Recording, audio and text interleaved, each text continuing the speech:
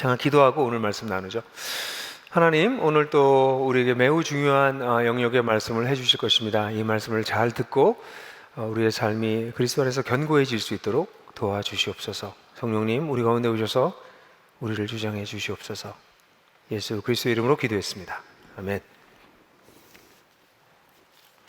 여러분, 세상을 어떻게 보느냐 하는 시각보다 중요한 것 참 없는 것 같아요. 세상 어떤 눈으로 보느냐.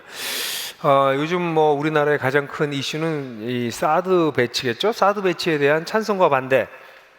한 달 전에 보니까 한 50% 정도 찬성하고 32% 정도 32% 정도 찬성했었는데, 지난주 8월 얼마 전에 자료를 보니까 다시 찬성이 한 56%로 늘고 반대는 31%로 줄었는데, 지난주에 북핵이 또 실험이 있었기 때문에 아마 이번에 하면 또 달라질 거라고 생각은 돼요. 근데 이런 사드 문제에 대해서 예를 들어서 찬성하냐 반대하냐 그럴 때 그 찬성과 반대를 하는 근거가 있죠. 그 사안을 바라보는 시각이 있죠. 그죠? 근데 우리는 대충 압니다. 이렇게 보면 이 사람이 찬성할 사람인지 반대할 사람인지 대충 알아요. 그렇지 않으세요? 옆 사람 한번 보세요. 이거 찬성할 거야 반대할 것 같아요. 이렇게 쓱 보시면 저는 찬성할 것 같아요 반대할 것 같아요. 얘기하지 마세요. 대충 압니다. 왜냐하면 그 사람의 시각이 어떨 거라고 하는 걸 알기 때문에 그래요. 그죠? 저는 오늘 사드에 대한 얘기를 하려고 하는 것이 아닙니다. 사실 이 문제는 한반도에 굉장히 심각한 문제이긴 하지만 이 문제를 오늘 논하려고 하는 것이 아니라 우리 인생의 모든 문제를 바라보는 시각이 있어요. 어느 시각으로 보느냐에 따라서 찬성하기도 하고 반대하기도 합니다. 이렇게 중요한 사안에 대해서도 결국은 결정을 내려야 될 수밖에 없는데, 그것을 결정하는 이유는 어떤 퍼스펙티브, 시각이 있기 때문이고, 이런 시각은 사실은 어떤 이해, 지식, 정보에 근거해서 시각이 형성되는 경우들이 많죠. 물론 시각에 따라서 정보를 걸러내기도 하기 때문에 딱 그렇게 말할 수는 없지만 어떤 시각이라고 하는 건 굉장히 중요한 부분이라는 것만은 사실이죠. 저는 우리 인생을 살아가는 데 있어서 이 사드의 문제보다도 어쩌면 더 심각하고 인류의 보편적으로 중요한 그런 시각이 있는데, 그것은 종말에 대한 시각이라고 생각해요. 종말이라고 하는 것은 두 가지를 나눠서 얘기할 수 있는데요. 우리가 살고 있는 이 모든 세상이 끝나는 어떤 종말을 어떤 매크로한 거대 담론적 종말이라고 하면, 내 인생이 끝나는, 내 인생도 끝나잖아요. 마이크로한 종말, 내 인생이 아주 미시적으로 끝날 수밖에 없는 그런 종말이 둘 다 종말입니다. 내 인생이 끝나든 세상이 끝나든 나한테 끝나는 건 마찬가지죠. 그죠? 이런 종말에 대해서 우리가 어떤 마음을 가지고 있느냐, 어떤 생각을 가지고 있느냐 하는 것은 사실 우리 인생을 굉장히 많이 바꿔놓을 수 있습니다. 사실 여러분들 내년도 7월 31일 날 이 세상이 끝난다, 이렇게 끝나는 날을 우리가 알게 되면 우리 인생이 완전히 달라질걸요?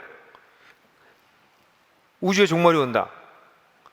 그죠? 근데 우주의 종말이 오고 난 다음에 그걸로 무가 되느냐, 아니면 종말이 오고 난 다음에 그 다음에 또 뭐가 따로 있느냐, 그런 정보가 있는 거에 따라서 또 달라질 거예요. 그죠? 그냥 그날이 끝난다는 것만 있는 게 아니라 끝나고 난 다음에 또 뭐가 있는데 아무것도 없어. 거기에 따라서 우리의 삶이 또 달라질 거예요. 그죠?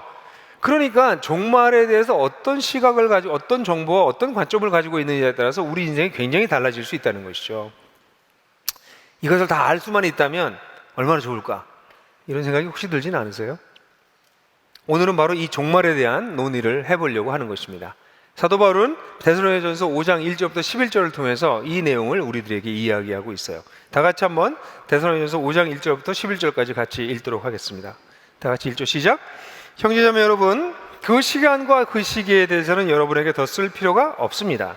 왜냐하면 여러분 자신이 주님의 날이 밤에 도둑처럼 온다는 것을 매우 잘 알고 있기 때문입니다.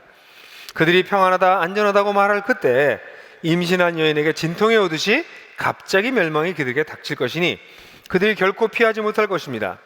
그러나 형제자매 여러분, 여러분은 어둠 속에 있지 않으니 그날이 여러분에게 도둑과 같이 놀라게 하지 않을 것입니다. 왜냐하면 여러분은 모두 빛의 자녀이며 낮의 자녀이기 때문입니다. 우리는 밤이나 어둠에 속하지 않습니다. 그러므로 우리는 다른 사람들처럼 잠자지 말고 깨어 있으며 정신을 차립시다. 자는 자들은 밤에 자고 술 취하는 자들은 밤에 취합니다. 그러나 낮에 속한 우리는 믿음과 사랑의 흉배와 구원의 소망의 토구를 쓰고 정신을 차리십시다. 왜냐하면 하나님께서는 우리를 진노에 이르는 것이 아니라 우리 주 예수 그리스도로 말미암아 구원을 얻도록 정하셨기 때문입니다. 그는 우리를 위해서 죽으셔서 우리가 깨어있든지 자고 있든지 그와 함께 살게 하십니다. 그러므로 여러분은 지금도 그렇게 하는 것과 같이 피차 격려하고 서로 세우십시오. 여기를 보게 되면 이 본문에는 이 종말에 대해서 두 가지 시각을 가지고 있는 사람들의 모습이 나와요. 첫 번째는 종말 같은 것은 없다, 이런 사람들입니다. 3절을 보시면 그들이 평안하다, 안전하다고 말할 때 이렇게 얘기합니다.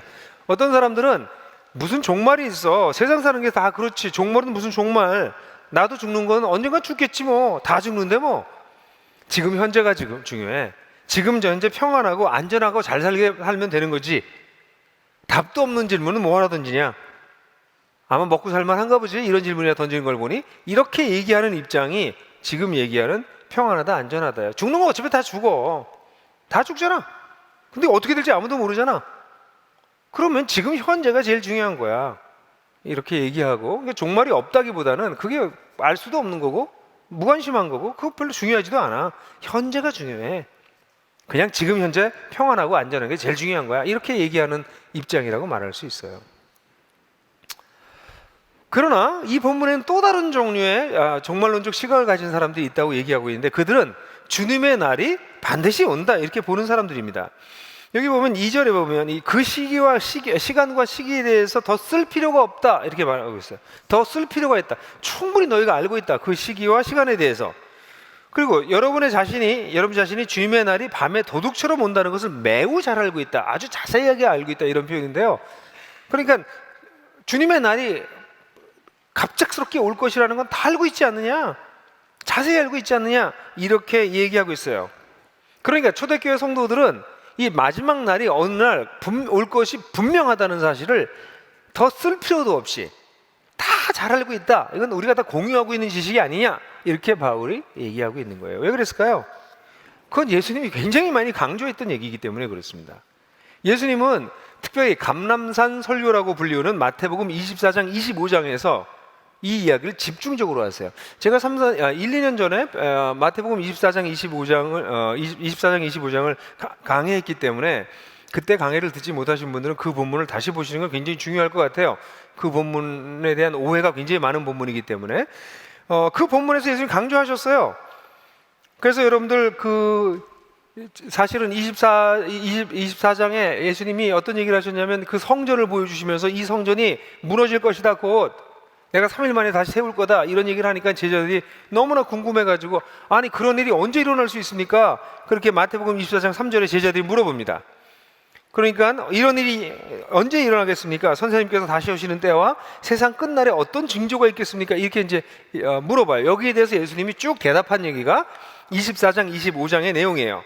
그때 예수님께서 얘기하신 것은 어떤 얘기를 했어요? 청지기 비유도 얘기하셨고, 열처녀 비유도 얘기하셨고, 달란트 비유를 얘기하셨고, 염소와 양의 비유를, 이렇게 여러 가지 비유를 얘기하셨는데, 그 비유의 핵심적인 주제 중에 하나가 뭐였냐면 24장 42절에 그러므로 깨어 있어라, 너희 주님이 어느 날 오실지 알지 못한다. 마지막에 하나님께서 오셔서 이 불의한 세상을 심판할 거다, 그리고 완전히 새롭게 하실 것이다. 그 마지막 날이 남아있다. 그 주님의 날이 임하고야 말 것이다. 그런데 그 날이 언제 임할지 모르니까 너희는 깨어 있어야 된다. 이게 그 24장 25장의 가장 중요한 주제예요. 그래서 24장 50절에도 생각지 않은 날 뜻밖의 시각이 올 것이다, 이렇게 얘기하고, 25장 13절에도 그러므로 깨어 있어라, 너희는 그날과 그 시각을 알지 못하기 때문이다. 예수님께서 이걸 반복해서 얘기하셨습니다. 예수님은 반드시 마지막 날이 오는데 그날은 너희들이 생각지 못한 때 마치 도둑이 드는 것처럼 그렇게 갑자기 급작스럽게 올 거야 라고 얘기를 하셨어요. 그건 너희들이 알 수 없다.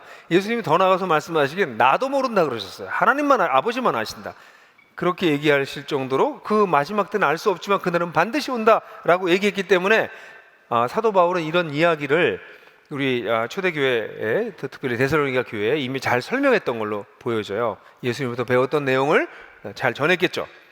실제로 이런 관심은 예수님이 부활하고 난 다음에도 제자들이 던진 질문에서 또 똑같이 나타납니다. 사도행전 1장 6절을 보면 사도들이 한 자리에 모였을 때 예수께서 여쭈었다. 주님께서 이스라엘에게 나라를 되찾아 주실 때가 바로 지금입니까? 그러니까 이 제자들이 뭔가 착각하고 있죠. 또 이 제자들은 아직도 예수님 부활하신 걸 봤는데도 불구하고 예수님이 이 국지적으로 이스라엘을 정치적으로 독립시키기 위해서 온 메시아라고 생각한 거죠. 그래서 그런 정치적 혁명이 이스라엘이 회복돼서 로마로부터 독립하게 되는, 그래서 이스라엘의 오래된 영광을 다시 되찾게 되는 것이 지금입니까? 바로 이때입니까? 이렇게 물어보니까 예수께서 대답하시기를, 때나 시기는 아버지께서 아버지의 권한으로 정한 것이니 너희가 알 바가 아니다. 여기 때나 시기는 이게 똑같은 단어입니다. 우리가 읽었던 5장 1절에 나오는 때나 시기라고 하는 단어는 같은 단어인데 아버지께 속한 것이다, 알 수 없다 라고 말씀하신 것이에요. 그러니까 이런 내용들을 잘 알고 있는 사람들이, 이 사람들은 마지막 날이 반드시 온다, 그래서 세상을 심판하시고 의인을, 하나님을 믿고 의지했던 사람들을 신원하시는 그런 날이 반드시 올 것이다. 근데 그 날이 어떻게 온다? 오늘 우리가 본 성경 본문에 의하면 도둑처럼 온다, 급작스럽게 온다. 2절에 3절에서는 임신한 여인에게 산통이 오듯이 온다. 이 얘기는 급작스럽게 오긴 오지만 여기에 약간 다른 거는 예고되었다는 겁니다. 도둑이 오는 건 예고되어 있지 않죠. 도둑이 드는 건 예고하고 오지 않잖아요. 예? 그렇지만 아이를 가진 사람들에게 산통이 오는 것은 예고된 것입니다. 이 두 가지의 비유가, 두 번째 비유가 조금 더 강력한 비유라고 말할 수 있어요. 반드시 온다는 거죠. 근데 언제 올지 모르는 거죠. 그건 같은 거죠. 이런 두 가지 세계관을 가지고 있다는 거죠. 종말에 대해서 이런 두 가지 생각을 가지게 되면 당연히 두 가지 다른 종류의 삶의 방식이 나올 수밖에 없어요. 그게 4절부터 7절까지 설명해 주고 있는데, 첫 번째는 밤과 어둠에 속한 삶입니다. 5절에 보면, 5절 성경을 보시면, 여러분은 모두 빛의 자녀이며 낮의 자녀입니다. 우리는 밤이나 어둠에 속하지 않았습니다.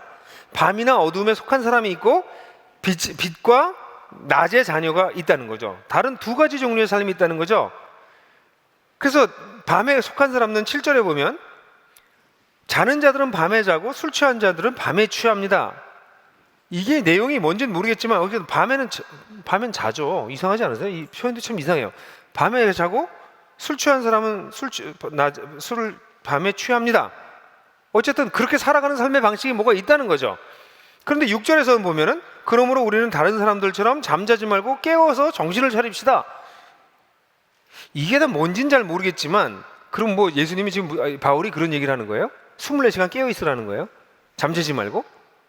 무슨 얘기인지 정확히 않지만 잠시 후에 정확해질 거라고 보여지지만, 여기 확실하게 우리가 알 수 있는 것은 밤이나 어둠에 속한 부류의 사람이 있고 또 다른 부류의 사람들은 빛의 자녀이고 낮에 속해 있는 자녀들이 있기 때문에 그들은 밤에 자고 밤에 술 취하는 사람들과 그렇게 다르게 살아야 된다. 대신에 6절에 보면 잠자지 말고 깨어 있어서 정신을 차려야 된다. 이런 두 가지 종류의 삶이 있다라는 얘기를 하고 있는 것만은 분명해요, 이 본문이.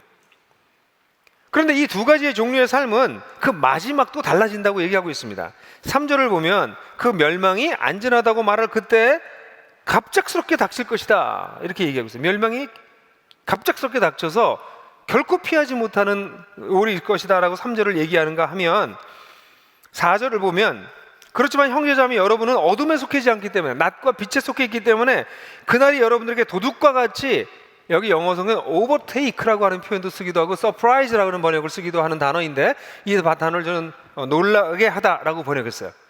놀라게 하지 않을 것이다. 왜냐면 알고 있었으니까. 마지막이 올 걸 알고 있었으니까. 그래서 어떤 사람들은 드디어 올 게 왔구나 하고 그걸 맞아들일 수 있는 사람이 있는가 하면, 어떤 사람은 그게 갑작스럽게 오는데 멸망으로 이어진다는 거죠. 이게 도대체 뭐죠? 무슨 말일까요?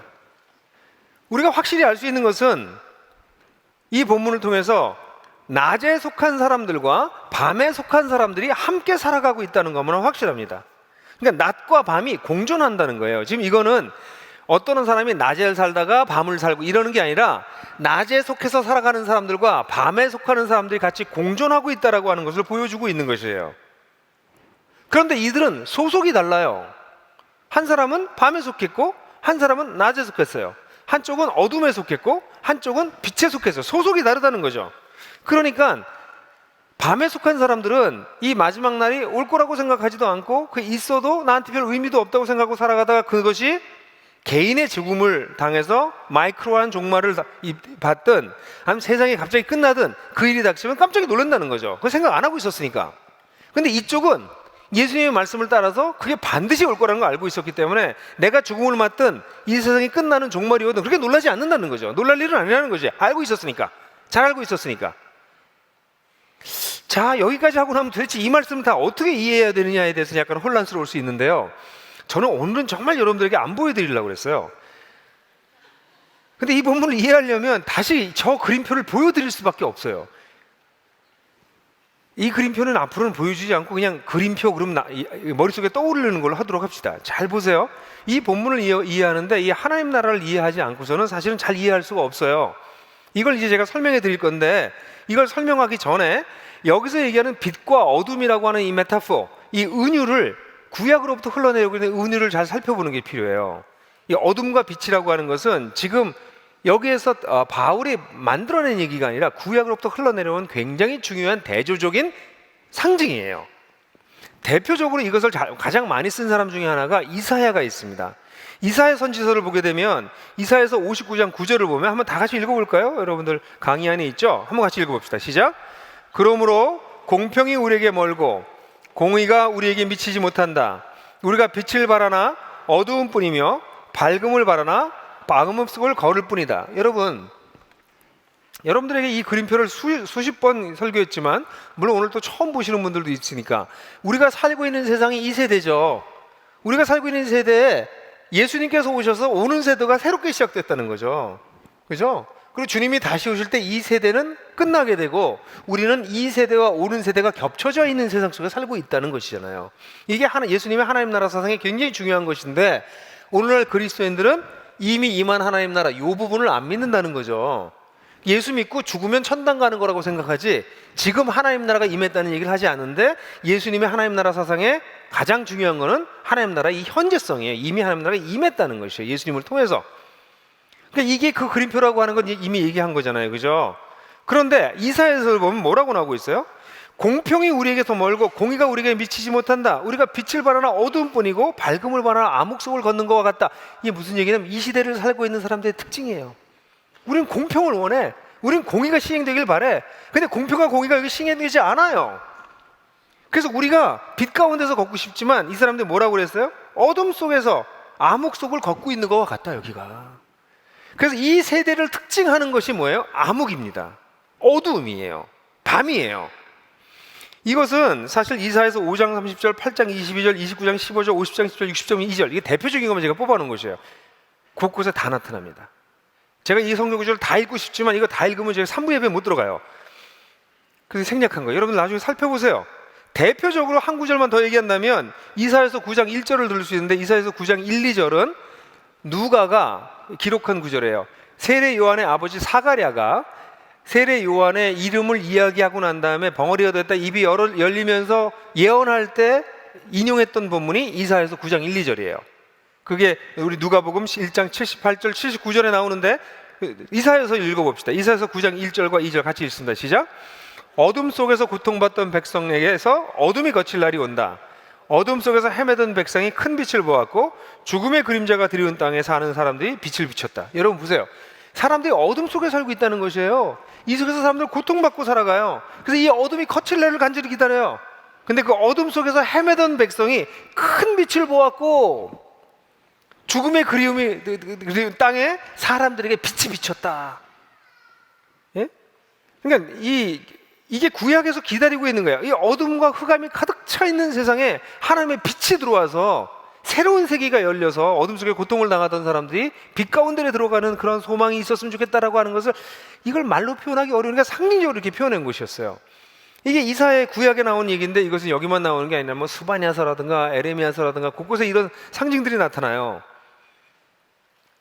근데 이것이 신약에 오면 이걸 가장 명확하게 눈에 드러나게 얘기한 분이 있어요. 누굴까? 바로 요한 사도입니다. 요한 일서는 제가 이걸 여기다가 여러분들한테 강의 안에 써놓으려고 그러다가 써놓지 못했어요. 그리고 요한복음 우리가 한 번쯤은 읽었잖아요. 그죠? 여보세요. 한 번쯤 읽죠, 요한복음은. 네. 그 요한복음은 제가 그냥 인용해 드릴게요. 한번 들어보세요. 요한복음을 보게 되면 여러분 주의를 기울이고 보면 아마 보셨겠지만 그 안에 예수 안에 생명이 있었는데 생명은 사람들의 빛이었다. 요한복음 1장 4절. 빛이 어두운 가운데 비쳤다. 요한복음 1장 5절. 참빛 세상에 와서 각 사람에게 비추는 빛이 있었다. 1장 9절. 빛이 세상에 왔을 때 빛보다 어두움을 더 사랑했기 때문에 그걸 거절했다. 3장 19절. 악을 행하는 자마다 빛을 미워한다. 요한복음 3장 20절. 진리를 행하는 자는 빛으로 산다. 요한복음 3장 21절. 나는 세상의 빛이니 어둠에 다니지 않고 생명의 빛을 얻으리라. 요한복음 8장 12절 9장 5절. 밤에 다니면 빛이 그 사람의 없는 곳으로 실족한다. 요한복음 11장 10절. 빛이 와서 어둠에 거하지 않게 하려고. 요한복음 12장 46절. 요한복음은 곳곳에 무슨 얘기를 하고 있냐면 예수님이 뭘로 오셨다고요? 어둠 가운데 빛으로 오셔서 빛을 비추셨다고 얘기를 하는 거예요. 이 이야기를 사도 바울은 자기 자신의 사역을 설명할 때 사도행전 26장 18절에서 이거 사도 바울 자기 자신의 사역을 설명한 건데 한번 같이 읽어볼까요? 시작. 이것은 그들의 눈을 열어주어서 그들이 어둠에서 빛으로 돌아서고 사단의 세력에서 하나님께로 돌아오게 하며 또 그들이 죄사함을 받아서 나에 대한 믿음으로 거룩하게 된 사람들 가운데 들게 하려는 것이다 하고 말씀하셨습니다. 사도 바울의 사역의 목적이 뭐냐면 그들이 뭐예요?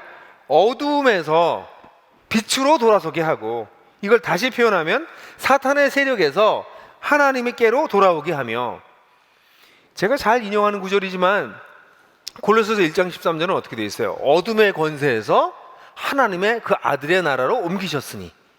다 같은 얘기예요. 이것을 사도 바울조차도 어둠에서 빛으로 돌아서게 했다, 그렇게 표현하고 있어요. 요한, 바울, 그 다음에 베드로 볼까요? 베드로는 여러분들 잘 아시는 구절 아닙니까? 베드로 전서 2장 9절에서 다 같이 한번 읽어볼래요? 그러나 여러분은 택하심을 받은 족속이요 왕과 같은 제사장들이요 거룩한 민족이요 하나님의 소유가 된 백성입니다.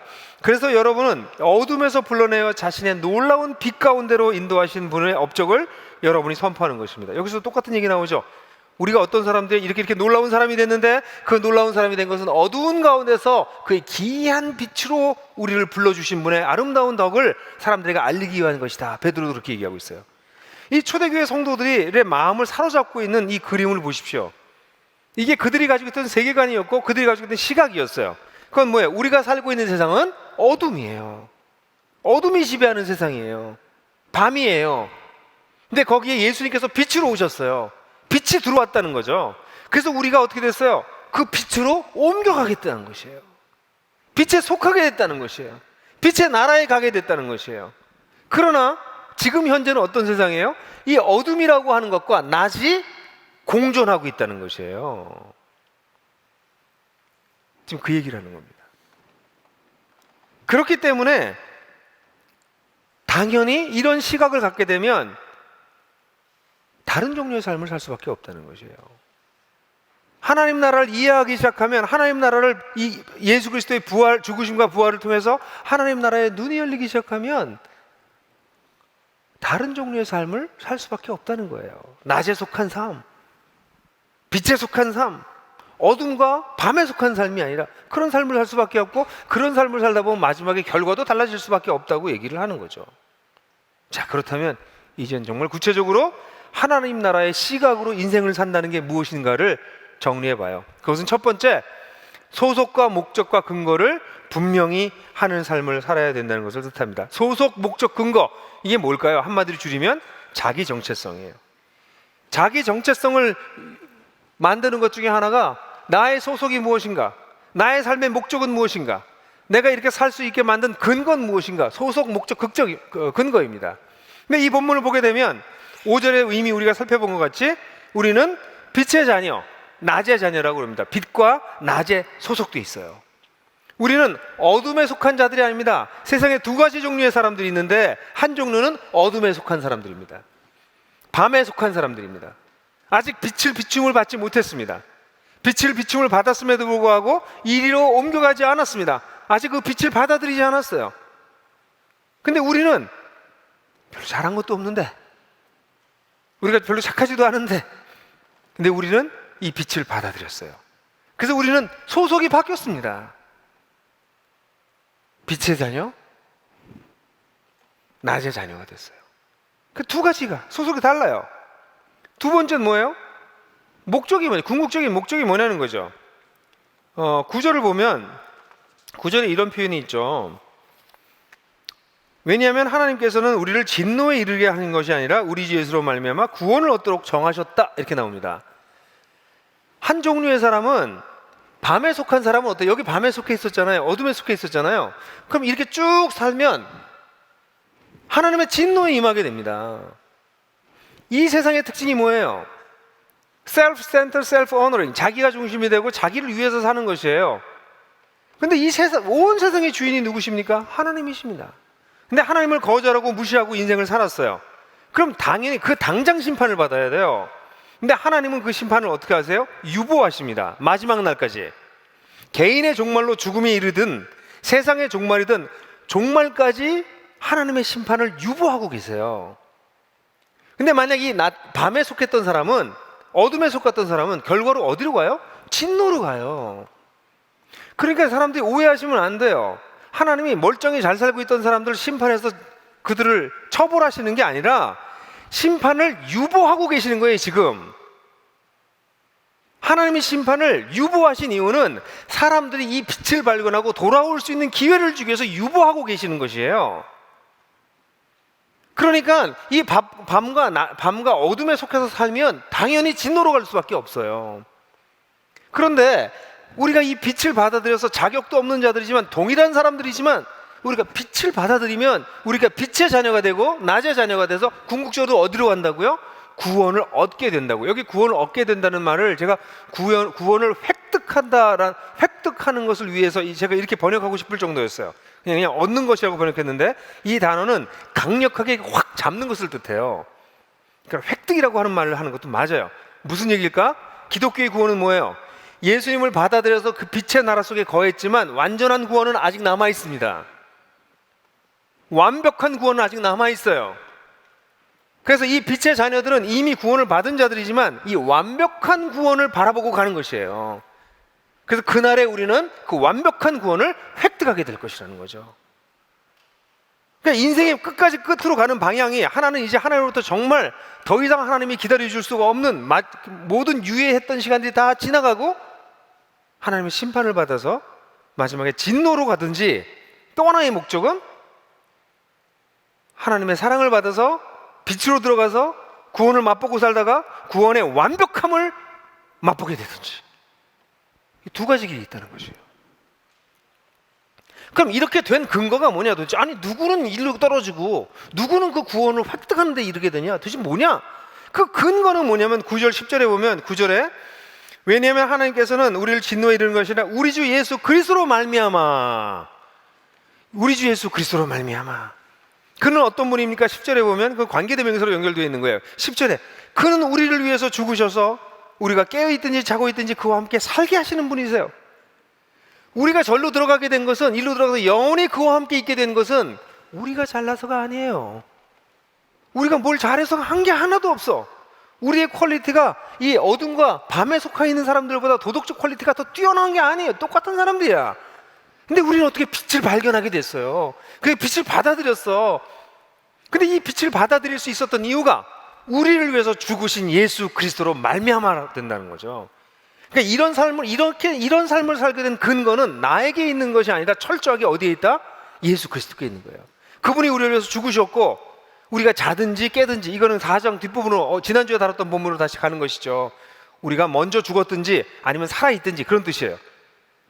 먼저 죽어서 자고 있든지 아니면 아직도 주님 오실 때까지 살아있든지 간에 우리 모두의 궁극적인 목적이 뭐예요? 뭐라고 나왔어요? 그와 함께 살려는 것입니다. 그와 함께 영원히 사는 것입니다. 여기 이 본문은 우리가 보았던 4장 16절, 17절에 나와 있는 말씀의 그 결론 부분과 마찬가지죠. 그리하여 우리가 항상 주와 함께 있을 것입니다. 그러니까 우리는 이때 주님과 영원히 있게 된다는 것이죠. 사랑하는 형제자매 여러분, 기독교에 대해서 오해하시는 분들이 굉장히 많으세요. 왜냐하면 기독교의 가르침을, 성경의 가르침을 우리가 선명하게 배우지 않았기 때문에 살아있는 동안 그냥 세상을 이렇게 잘 살고 있다가 십자가를 믿어서 구원받아서 죽으면 천당 가. 그럼 이 사람들은 뭐라고 얘기냐면, 안 믿는 사람들은 왜 똑같이 살았는데 요거 하나 믿었다고 여기서 지옥 가? 우리는 왜 어떤 애 요거 하나 믿었더니 여태 천당 가냐고. 그래서 볼멘 소리를 아니 기독교 되게 웃긴다. 아니 요거 하나 믿었다고 얘는 일로 떨어지고 똑같이 살았는데 뭐 다를 게 하나도 없잖아요 사실. 근데 왜 너희는 천국 가고 어디 지옥 가? 야, 뭐 그런 이상한 종교가 있냐? 그럼 또 우리는 그게 은혜야 이렇게 얘기를 하는데 그쪽 사람들이 보기엔 이건 너무 말이 안 되는 거죠. 크리스천들도 마찬가지예요. 크리스천들도 여기서 살면서 정말 하나님을 위해서 산다는 게 거의 불가능해. 세상에 속해 살 수밖에 없어. 어쩔 수밖에 없게 살아 여기서. 그러면서 이걸 하나님의 은혜라고 얘기를 해요. 그렇죠. 우리 죽으면 천당을 갈 거야. 뭐 이렇게 살고 사는 거예요 기독교를. 그래 기독교인 스스로도 마음속에 뭔가 좀 찜찜한 거죠. 솔직히 이거는 좀 이상한 것 같다 이런 생각을 스스로 하면서도 그래도 어쨌든 난 천당 간다니까 감사해. 근데 좀 이게 너무 심한데? 뭐 이런 생각하는 거지.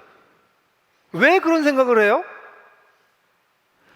빛이 벌써 들어와서 시작됐다니까? 우린 빛의 자녀가 됐다니까? 낮의 자녀가 됐다니까? 이미 된 거예요. 이미 된 걸 얘기하지 않고 우리가 여기 속했다고 계속 얘기해. 밤의 자녀가 어두움의 자녀랑 똑같이 사는 게 당연하다고 가르쳐요. 당연하지 않다는 얘기예요.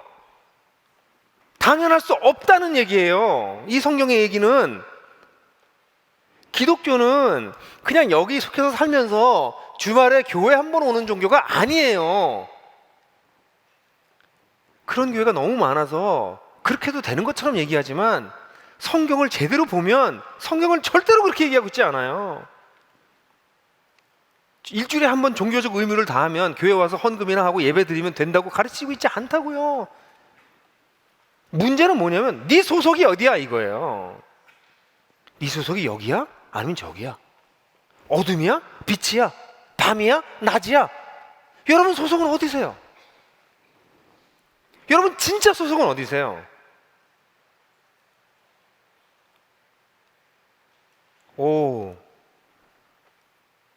이 소속이 선명하지 않으면 이 끝에 대한 얘기도 목적도 분명하지 않아요.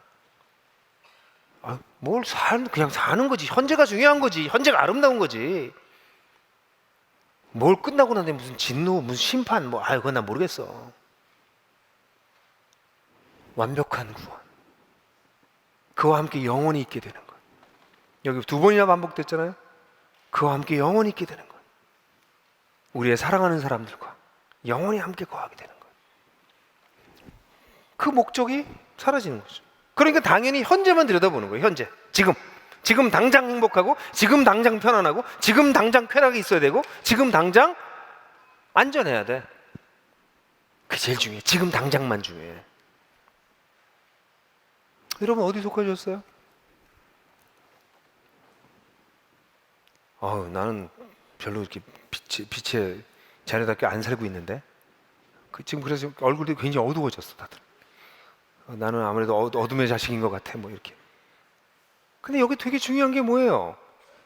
여기 들어가서 살게 된 근거가 어디라고? 예수 그리스도로 말미암아 된 거예요. 만약 여러분들이 예수 그리스도를 정말 믿었다면, 그래서 그리스도를 통해서 죄 사함을 받았고 하나님 나라에 들어가는 그 특권을 누리신 분들이라면 여러분들은 빛의 자녀입니다. 근데 죄송해요. 여러분이 좀 덜 떨어져서 빛의 자녀인데 어둠의 자녀처럼 살 수는 있어요. 이게 덜 떨어진 거야. 미안해. 아니 지금 얼마나 놀라운 소속이 바뀌고 신분이 바뀌었는데 창피하게 일로 돌아가. 덜 떨어진 거예요. 그래서 이렇게 살다 보니까 내가 바뀌었는데도 바뀐 사람 같지 않고 옛날 사람이랑 비슷한 거예요. 이런 게 헷갈리는 거예요. 그러면은 사랑하는 형제자매 여러분, 여러분 소속을 분명히 하세요. 분명히 하세요. 그런데 여기에 속했다는 것에 대해서 그럼 뭐가 네가 잘나서 넌 거기에 속했어? 라고 얘기할 때 우리가 담대하게 얘기할 수 있어야 되는 게 뭐예요? 내가 예수 그리스도로 말미암아 이렇게 됐어 라고 얘기하는 것이에요. 이 세상의 특징은 나로 말미암아 사는 것입니다. 삶의 수단이 근거가 나로 말미암아요. 내 힘으로 내가 본 것만큼 내가 중심이 돼서 내가 하고 싶은 대로 내 쾌락이 제일 중요해, 내 행복이 제일 중요해. 이게 여기야. 그런데 우리는 일로 옮겨질 수 있었던 것이 예수 그리스도로 말미암아 된 것입니다. 어제도 이제 우리가 세례식이 이제 2주 후에 있는데, 세례식이 있을 때마다 제가 우리 세례 받으신 분이랑 인터뷰를 해요. 세례식 인터뷰를 할 때마다 제가 꼭 물어보는 질문이 있어요. 뭐라고 물어보냐면 내가 여러분들한테 세리를 왜 줘야 되는데, 물론 이렇게 말하지 않고 굉장히 공손하게 말해요. 그래서 말하는 거 내용은 이거예요. 내가 당신한테 세리를 무슨 근거로 주는데? 그럼 사람들은 다 똑같이 대답해요. 뭐라고 대답하냐면, 제가 마음이 변했어요. 마음에 평안이 생겼어요. 딴 사람 사랑하게 됐어요. 제가 마음가짐이 변했어요. 요즘 기도하면 기도가 돼요. 성경이 읽혀져요. 뭐 이런 얘기를 해. 다 답이 틀린 답이에요. 사실은 다 그렇게 대답해요. 그럼 제가 다시 물어봐. 아니 그렇게 말고 베드로 그 사도가 예를 들어서 천국문에 딱 서가지고 당신이 들어가려고 그러면 당신이 왜 들어가야 되는데 근거가 뭐야? 그러면 뭐라고 대답할래요? 기독교가 뭐가 독특한 줄 아세요? 모든 세상의 종교는 우리의 내면적 체험을 중요하게 여깁니다. 내면적 체험이 없는 종교는 없어요. 근데 기독교는 내면적 체험보다 더 중요한 것이 우리 내면 밖에 있는 외적인 진리입니다. 그러니까 세례를 받는 사람들이 내가 천국에 들어갈 수 있는 이유는 이거예요 라고 얘기해야 될 때 내가 좀 변했어요는 중요한 근거가 되지 못해요. 그만큼 변화가지고 무슨 천국에 들어가. 하나님 나라에 들어갈 수 있는 근거는 유일하게 나를 위해서 죽으신 예수 그리스도 때문입니다. 내가 그분을 의지했기 때문에 자격이 없지만 그분에게 들어갈 수 있게 된 것이에요. 그게 우리의 삶의 근거입니다. 그래서 바울은 예수 그리스도라는 얘기만 나오면 그 다음에 관계대명사를 붙이면서 그 다음에 쭉 설명을 자꾸 해요. 여기서도 그렇게 한 거야. 예수 그리스도로 말미암아 구원을 획득하게 될 것이다. Through Jesus Christ. 영어로 하면 헬라어로도 마찬가지예요. 그럼 who? 그 예수는 누구냐? 그 다음에 쭉 우리를 위해서 죽으셔서 우리가 자든지 깨든지 그분과 함께 영원히 있게 하시는 분. 이게 바울의 아주 그 내면에 있는 그 생각이야. 늘 예수만 나오면 관계대명사 붙여도 그 다음에 쭉 그걸 설명해요. 예수님께 사로잡혀 있는 분이었기 때문에 그래요. 예수 그리스도가 우리 모든 것의 중심이에요. 그러니까 우리가 저렇게 저 빛의 자녀가 돼서 빛의 나라에 속하게 된 것은 우리가 똑똑해서가 아니고 잘난 게 하나도 없는 거예요. 예수님 때문이었어요. 그래서 우리는 그분으로 말미암아 영원에 이르게 되는 것이죠. 이게 삶의 방식이에요. 사랑하는 형제자매 여러분, 여러분 소속이 어디세요? 근거가 뭐예요? 아, 내가 빛의 자녀처럼 착하게 살고 양심적으로 사니까요? 아니요, 양심적으로 살고 착하게 산다고 해서 빛의 자녀는 아니에요. 빛의 자녀의 핵심은 예수 그리스도와 어떤 관계를 갖고 있느냐예요. 근데 이제 불행한 건 예수 그리스도로 말미암아 빛의 자녀가 됐는데 어둠의 자식처럼 살고 있는 사람들이 가끔 있어서 그런 거죠. 이건 그분들이 소속을 정확하게 알지 못하고 이 하나님 나라가 이미 시작됐다는 사실을 알지 못하고 천당은 예수 믿는 건 죽으면 천당 가는 종교로 오해해서 그런 것이죠. 자, 이렇게 소속, 목적, 근거가 분명해지면 자기 정체성이 선명해집니다. 그럼 이 자기 정체성이 선명해진 채로 그 다음으로 우리가 살아야 될 삶이 어떤 것이냐면 깨워서 정신을 차리는 삶이에요. 깨워서 정신을 차리는 삶을 6절서부터 8절까지 바울이 얘기하고 있는데 6절에 보면 너희가 다른 사람들처럼 이라고 얘기하고 있어요. 그러므로 우리는 다른 사람들처럼 잠자지 말고 깨어있으며 정신을 차립시다. 이렇게 정신을 너희가 바짝 차리고 살아야 된다 이렇게 얘기하는 이유예요. 그 왜 그런 줄 알아요? 그 이유는 이 빛을 경험하지 않은 사람들이 대세기 때문에 그렇습니다. 우리가 살고 있는 세상은 이 빛을 아직 잘 모르는 사람들이 대세예요. 우리가 살고 있는 문화는 이 하나님을 알지 못하는 어둠에 속한 문화예요. 밤이 만들어낸 문화예요. 우리가 살고 있는 경제 시스템, 사회 시스템 이 모든 것은 하나님께 속한 것이 아니에요. 아직. 그래서 우리가 살고 있는 세상, 우리를 에워싸고 있는 것은 이 어둠이 대세예요. 아직 어둠이 대세인 것처럼 보이는 세상이라고 하는 것이죠. 그러니까 다른 사람들처럼 하면 안 된다. 너희가 깨어있어라 이렇게 얘기합니다. 그럼 깨어있는 게 뭘까요? 잠 안 자고 있는 거예요? 잠 안 자고? 실제로 이 깨어있으라고 하는 것은 예수님이 감람산 강화에서 마태복음 24장 25장에서 가장 많이 말씀하신 말씀이에요. 24장 42절, 43절, 25장 13절에 깨어있으라고 계속 말씀하셨고 이 이후에 예수님께서 겟세마네 동산에서 기도하실 때도 제자들에게 나와 함께 깨어있어 달라라고 3번이나 26장 38절, 40절, 41절 3번이나 말씀하셨던 말씀이에요. 그렇다면 깨어있는 건 뭘까요? 정말 잠을 안 자는 걸까요? 아니요. 깨어있는 것은요 눈을 감고 있지 않다는 것이에요. 보고 있다는 것입니다. 여러분 이미 그런 분이 거의 안 계시긴 하지만 지금 잠깐 눈을 감아 보실래요? 눈 다 감으셨나요? 그렇지 않아도 감고 싶었는데 정말 편안하다 이런 분들 계실지는 모르겠지만 눈 감으셨어요? 제가 보이십니까?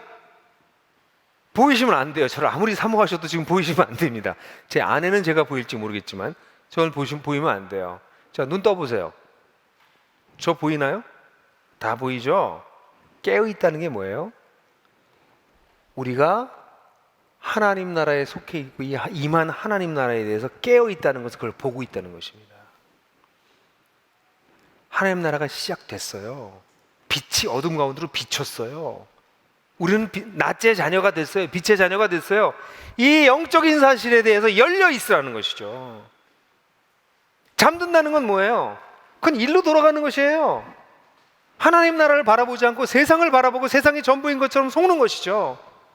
그래서 그 다음에 나오는 게 깨어있지 말고 정신을 차려라 라고 한 이 표현은 원어는 술에 취하지 말라는 뜻이에요. 술을 멀리하라는 얘기입니다. 여러분, 우리가 살고 있는 세상 우리를 어떻게 만들어요? 이 밤은 우리를 취하게 만들어요. 취하면 어떤 일이 벌어집니까? 감각이 무뎌지고 판단력이 흐려져요. 우리가 살고 있는 세상은 그들의 가치와 문화와 삶의 방식과 여러 가지 엔터테인먼트와 그런 것 속에 있는 수많은 것들을 가지고 우리를 어떻게 해요? 취하게 만들어. 그래서 이 밤이 전부인 것처럼 보게 만들어요. 사도 바울은 우리한테 말하는 것이 이 하나님 나라에 대해서 깨어있고 이 세상으로부터 오는 이 온갖 우리를 탁시케이트를 하려고 하는, 우리를 독성화시켜서 무력화시키려고 하는 모든 시도에 대해서 정신을 차리고 있어라 라는 얘기를 하고 있는 것이에요. 그래서 이 정신을 차리고 깨어있는 것을 얘기하고 난 다음에 8절에 난데없이 믿음과 사랑의 흉배는 여러분 전쟁터의 이 갑옷 앞에 있는 이 브레스트 플레이트예요. 이게 구리로 만들든 아주 두꺼운 가죽으로 만들든 이 심장을 보호하기 위해서 만든 흉배입니다. 그리고 구원의 투구, 구원의 소망의 투구를 써라. 갑자기 무기를 얘기해요. 전쟁 용어를 갑자기 쓰는 것이죠. 왜 그럴까요? 왜 전투적 용어를 쓸까요? 그 이유는 이 세대 속에서 빛의 자녀로 사는 것은 싸움 그 자체이기 때문에 그렇습니다. 사랑하는 형제자매 여러분, 이걸 잊지 마십시오. 빛의 자녀들이 이 어둠의 세력들과 공존하는 세상을 살아나갈 때 우리가 세상 속에서 사는 삶은 전투입니다. 그래서 바울은 여기에서 지금 전투에 필요한 복장을 갖추라고 말하고 있어요. 실제로 사도 바울은 곳곳에서 군인으로 우리 그리스도인들을 얘기할 때가 많습니다. 빌립보서 2장 25절에서 에바브로 디도를 말할 때는 함께 군사된 자라고 얘기했고, 빌레몬서 1장 2절에서는 아키포, 우리의 좋은 군사 아키포라고 설명하고 있고, 디모데후서 2장 3절에는 디모데에게 말하길 그리스도 예수의 좋은 군사로 나와 함께 고난을 받을지라고 얘기하고 있어요. 바울은 우리를 군인으로 보고 있어요. 군사로. 쉬운 게 아니라는 거죠. 어둠이 가득한, 아직도 어둠이 지배하는 것처럼 보이는 세상 속에서 빛의 자녀로 사는 것은 전투적일 수밖에 없는 것입니다. 그래서 여기에서 무슨 얘기를 하고 있냐면 너희를 일단 보호하는 게 가장 중요하다. 그래서 이 본문에서는 굉장히 수동적으로 이 흉배와 투구를 얘기합니다. 그래서 이걸 가지고 또 왜 흉배와 이 무기를 갖다 얘기하는 걸 뭐 복잡하게 보시면 좀 곤란해요. 왜냐하면 바울은 곳곳에 따라서 이걸 여러 번 다른 메타포로 사용해요. 그래서 로마서 10장 12절 같은 경우에는 빛의 갑옷을 입어라 이런 얘기를 하고요. 고린도서 6장 7절에는 진리와 말씀과 하나님의 능력으로 의의 무기를 좌우에 쳐라. 하나님의 말씀, 하나님의 능력, 이게 무기다. 우리의 싸우는 무기는 하나님의 능력이다. 고린도서 10장 4절, 에베소 6장 10절서부터 18절에는 여러분 유명한 전신갑주가 나와요. 거긴 완전 군장을 하는 내용이 나오는데 그 내용들을 보면 뭐 여기서는 이렇게 했다가 저기서는 저렇게 약간씩 바뀌어요. 이게 중요한 거는 뭐 흉배는 의냐 아니면 사랑이냐 이런 게 중요한 게 아니에요. 이건 뭐냐면 여기 나오는 단어들이 뭐예요? 흉배와 가슴을 막는 것과 머리를 막는 건 치명상을 이기는 가장 기본적인 우리를 방어하는 것이에요. 여기 공격무기는 나와 있지 않아요. 최소한 방어할 수 있어야 된다는 것이죠. 그래서 거기에 필요한 게 뭐예요? 믿음, 소망, 사랑이라고 하는 것이 나와요. 이 믿음, 소망, 사랑이라고 하는 것이 믿음과 사랑의 흉배, 구원의 소망의 투구 이렇게 나왔잖아요. 그죠? 근데 여러분 잘 보면 이게 믿음, 소망, 사랑이 여기 다 나오네. 데살로니가 교회의 특징이 뭐였어요? 이 세 가지에 있어서 탁월했다고 바울이 데살로니가전서 1장 3절에서 얘기했지 않습니까? 믿음의 역사와 사랑의 수고와 소망의 인내를 인해서 내가 너희도 감사한다 그랬잖아요. 근데 바울이 니들이 가지고 있는 바로 그것을 강력하게 착용하고 있으라는 것이에요.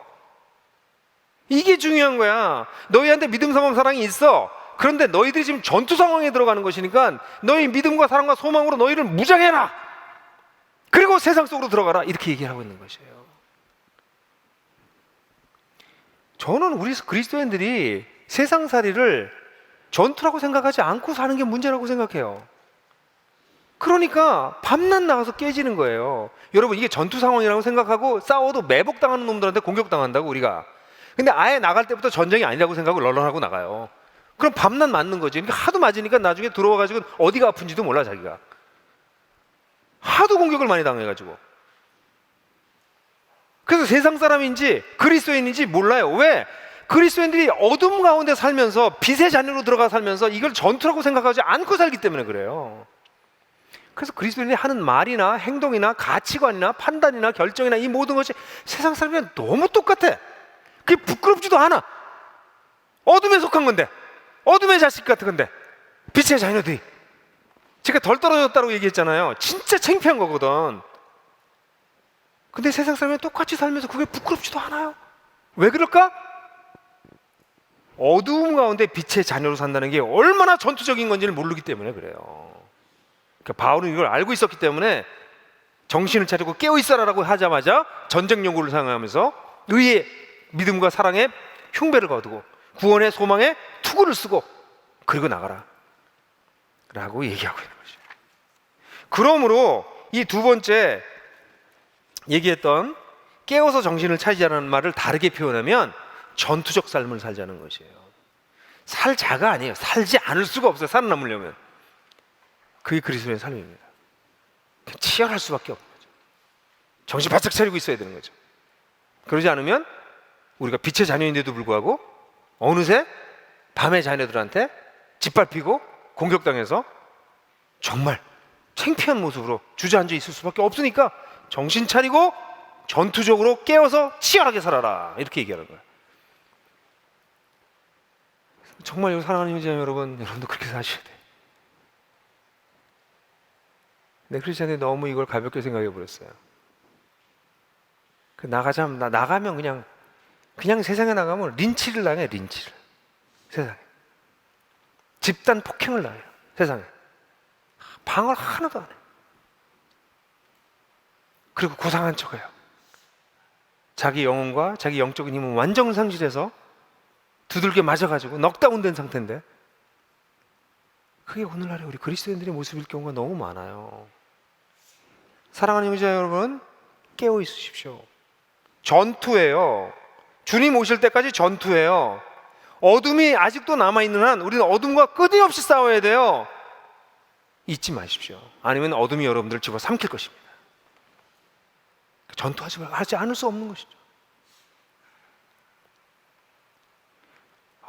여러분 얼굴 표정이 너무 어두워졌어요. 이거 무슨 그렇지 않아도 일주일을 전쟁처럼 살다가 왔는데 교회 와니까 이번 또 영적 전투를 하라고 그러네, 이런 생각을 하실지 모르겠어요. 네, 그 다음 절은, 마지막 절은 조금 다른 얘기를 바울이 합니다. 마지막 절은 뭡니까? 11절에 그러므로 여러분은 지금도 그렇게 하는 것과 같이 피차 격려하고 서로 세우십시오. 피차 격려하고 서로 세우자. 빛에 속한 자들, 낮에 속한 자들은 세상에서 전투적이고 치열한 삶을 살지만 공동체 안으로 돌아왔을 때는 피차 격려하고 피차 서로를 세워주는 삶을 살아야 합니다. 왜냐하면 우리에게는 격려가 필요해요. 우리 싸움이 밖에서 치열하기 때문에 우린 세상에 나가서 싸우다 들어오는 거예요. 정신 바짝 차리고.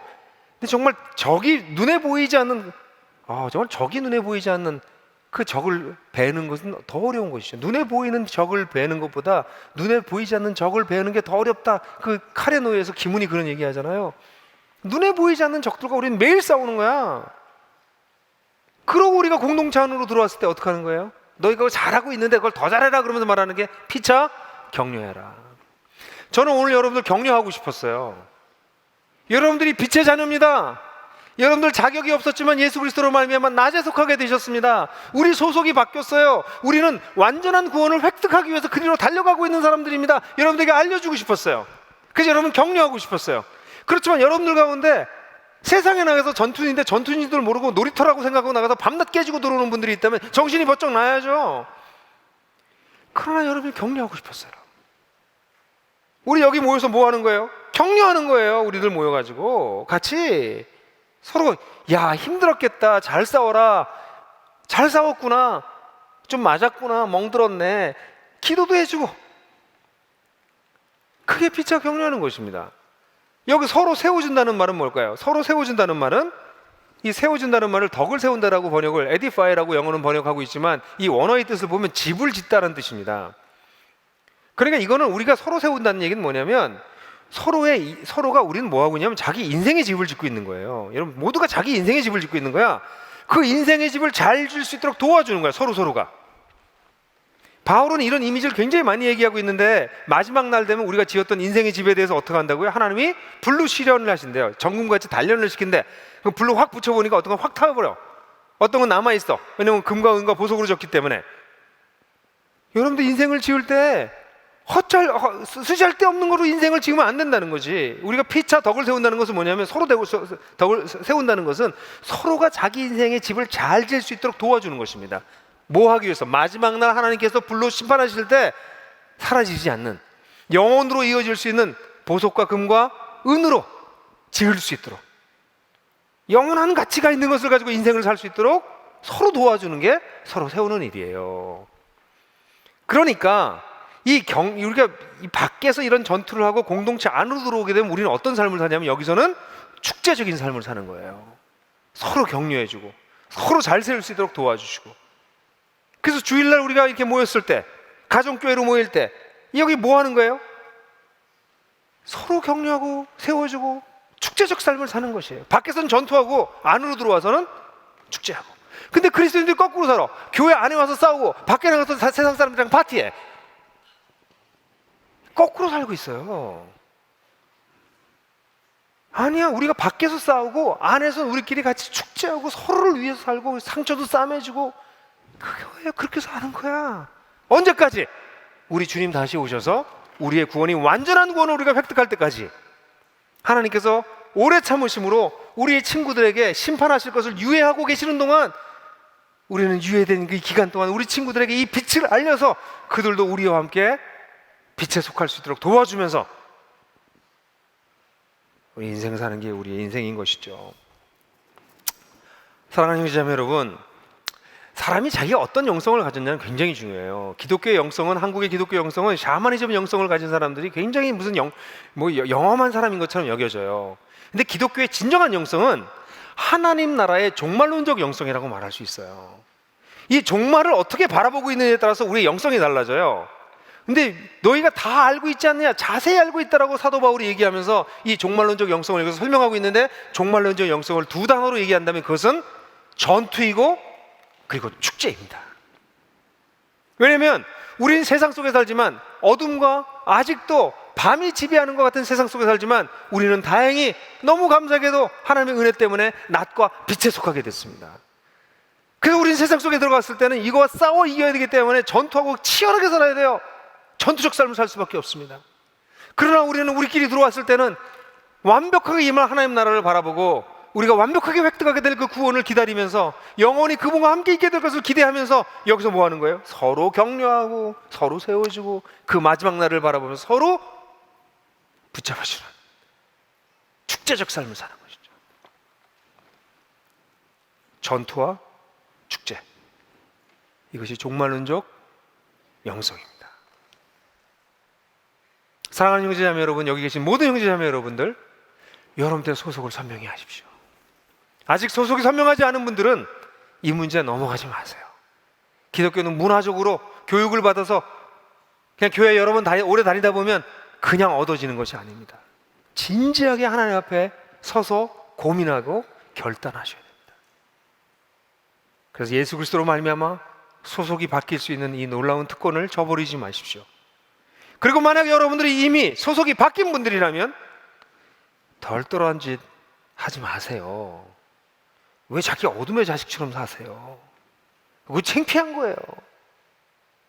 빛의 자녀답게 깨어서 전투적으로 삽시다. 그러나 우리가 함께 모일 땐 축제합시다. 함께 즐겁게 이 인생을 살 수 있도록 격려해주는 그런 삶을 함께 살아갑시다. 사도 바울이 오늘 종말에 대해서 우리에게 가르쳐주는 소중한 가르침입니다. 같이 1분 동안 침묵하면서 하나님께서 우리에게 주신 말씀이 무엇인지 묵상하도록 하겠습니다. 영상이 도움이 되셨다면 지금 다른 분들과 공유해 보세요. 그리고 하나복 채널을 구독하시면 저희가 새로운 영상을 계속 업데이트하는데 그것을 먼저 만나보실 수 있습니다.